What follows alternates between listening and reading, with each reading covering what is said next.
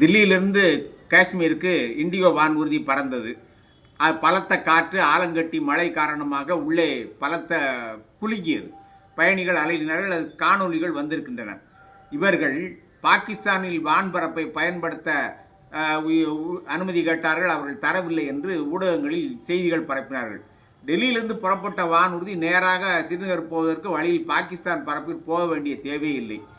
வழி அப்படியே தரையிறங்க வேண்டியதாக இருந்த தேவை ஏற்பட்டாலும் கூட வழியில் சண்டிகார் வானூர்தி நிலையம், பெரிய வானூர்தி நிலையம் இருக்கிறது. எனவே பாகிஸ்தான் அனுமதி தரவில்லை என்று சொன்னதை அந்த நாட்டு அரசு நேற்று மாலையிலே மறுத்துவிட்டது. இது தமிழ் ஊடகங்களில் வரவில்லை, எந்த ஊடகங்களிலும் வரவில்லை. இது ஒரு ஏமாற்று வேலை.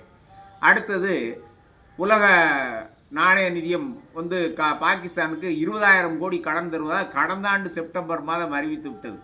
அதில் 11 நிபந்தனைகளை விதித்திருக்கிறார்கள்.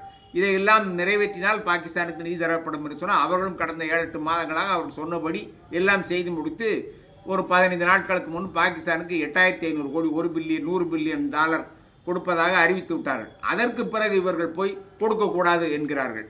அடுத்தது, ஜெய்சங்கர் ஐரோப்பாவில் சுற்றுப்பயணம் மேற்கொண்டு பேசி வருகிறார்.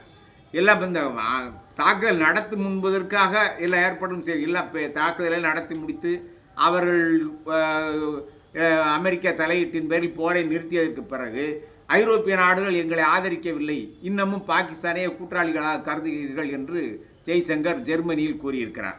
இப்படி பாகிஸ்தான் ராகுல் காந்தி தொடர்ந்து கேள்விகள் நான் எழுப்பிய இந்த வானூர்திகள் எத்தனை இழந்தன, கீழே விழுந்தன என்று கேட்கிறேன். இதற்கு நரேந்திரனும் வாய் திறக்கவில்லை, ஜெய்சங்கரும் வாய் திறக்கவில்லை என்று தொடர்ந்து கூறி வருகிறார். இப்படி இந்த பாகிஸ்தான் தாக்குதல் பிரச்சனையில் அத்தனையும் பொய் செய்திகள். அதே போல் இவர்கள் இப்பொழுது இந்த குழுக்களை அனுப்ப வேண்டிய தேவையே கிடையாது. காங்கிரஸ் கேள்வி கேட்டிருக்கிறது, எதற்கு இந்த குழுக்களை அனுப்பியிருக்கிறார்கள்?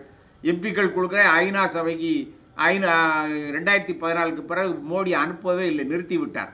இப்பொழுது குழுக்களை அனுப்புகிறார். எதற்கு? இவர் அரசுக்கு எதிரான இந்தியாவில் அவருக்கு பேசப்படுகின்ற குற்றச்சாட்டுகளையும் தப்பிப்பதற்காக எதிர்க்கட்சி எம்பிக்களை எல்லாம் வெளிநாட்டுக்கு அனுப்பியிருக்கின்றார். இந்த வேலையெல்லாம் இனி எடுபடாது.